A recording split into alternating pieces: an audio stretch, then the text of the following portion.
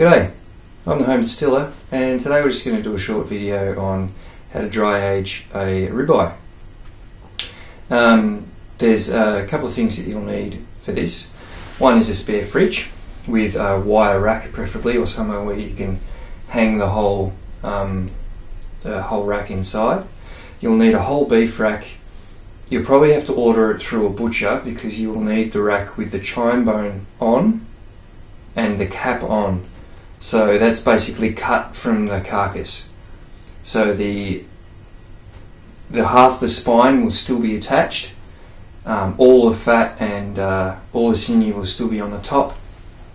Basically, when you dry age, you want to have it enclosed in as much fat and bone as possible because you lose a lot of moisture, and it also increases the chance of bacteria coming in.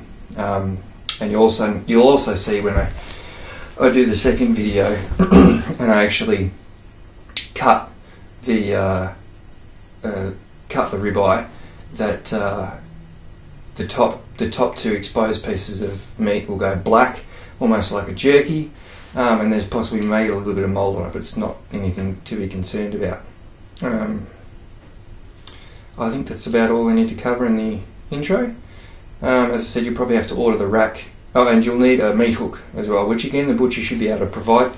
If you're on good terms with your butcher, they might even lend you one. They're about $7 or $8, and once you've got one, you've got one. That's the other thing. You will also need a small fan, unless you've got a newer fridge, which is fan forced, because you need a bit of airflow over it. Otherwise, you need the ends to actually dry and not go slimy. So a little bit of airflow aids with that. And the total time you'll need to have it in the fridge is about 34 days. Meat Standards Australia, I'm a chef, so I've done the courses with MSA, Meat Standards Australia. And in Australia we have the toughest or the most comprehensive meat standards in the world. America, I think, does 4 or 5 tests on their carcasses. We do something like 11 tests on each carcass, and it has to pass each test to become certified.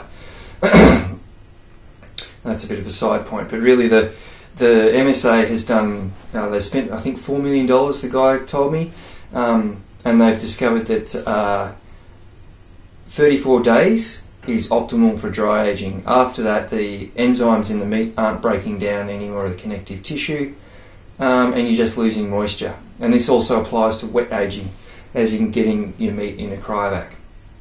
And if you ever buy a whole piece of meat in a vacuum pack or a cryovac, always ask your butcher what the pack date on that was, and keep it for a month before you open the bag and before you cut up your steaks. So in the second part of on my second video after this, after it's dry aged, we'll go through how to cut the steak or cut the ribeyes. I may even do how I cook steaks. Everyone's got many different ways to cook a steak, but how I personally like to do it. And apart from that, I think that's about it. So we'll get to prepping the steak to hang, which is pretty easy, and we'll do a walkthrough of what it should look like. Okay, so we've got two main pieces of equipment now, which is the rack and our meat hook. This one's a large meat hook. You don't need one quite this large, but in case you want to do a whole lamb or something like that in the future, which you do need a large fridge for, bigger is always better, generally. Okay, so we've got a large piece of esophagus there, I think. So I'll just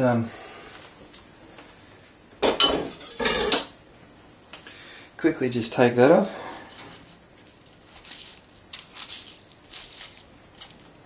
Just like that. You don't need to do much cleaning at the moment, but if there's any pieces of sinew or whatever kind of hanging out in the breeze, then it's always a good idea to remove. Right, you can see down here there's a small little piece of meat there. I might just trim that up, because any little The more nicks and crannies, the more likely you are to get a bit that will go slimy and introduce bacteria. So you want the ends especially to be quite smooth. Now, I generally hang with the large piece of sinew here up, and the main reason for that is that, as you can see, it tends to poke out. Now, if you hang it down, that will slowly come out and hang like that, and again you've got more area for bacteria to live in. Whereas if you hang it up that way, then that will stay inside, internal to it, and there won't get any extra bacteria growing. Now, this is actually the first time I've done this at home. I've always done this at work in the cool room. So this is a bit of an experiment, but I can't see any reason why this would not work just as well. As long as you've got a little bit of airflow, that is one of the main points. If it just sits there stagnant, it'll go slimy and go bad, and you don't want that. So, simply, that's all the prep we need. And when I say the chime bone, I'll just flip this over so you can see it. That there is a chime bone. You notice there's the spine and the backside of all the ribs. That is normally taken off. If you just order a rack, that will be cut off. You want that on there because that it will all be just exposed meat otherwise. A must. As is the cap, which is this large piece there. And when you cut steaks, all of that there will pretty much come off, and you'll be able to mince that up and make lovely burgers or stir fry or whatever, so it won't go to waste. So let's put our hook through. If I can get this so the camera will see it properly. Basically you want to go just below one of these ribs and just poke it in there, give it a bit of a whack, turn it up and through, and that's it. She's not going to come out. So that's it prepped, and let's go hang it in the fridge. Okay, now as you can see, this is actually my brewing fridge as well, but I haven't been doing a lot of brewing lately, so I thought I might take it out of action for a month. Now that there is actually a little heater unit that I use to warm the fridge up as well, but the heater is not being used, just the little fan on the bottom there, little computer fan. As you can see, there's one wire rack there and a whole lot of space. So we'll go get the steak and we'll hang her up in there.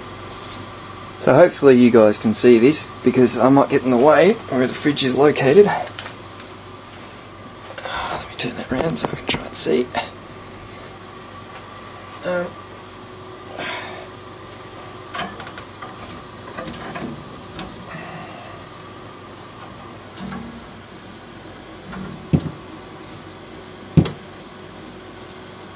should be secure enough.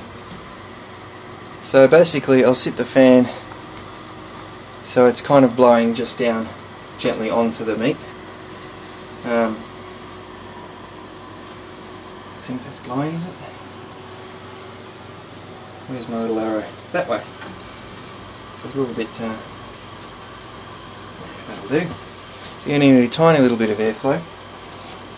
So we'll leave that hang. I will put a tray underneath because you will get a little bit of blood drip. It's fine just as long as you stick a tray under.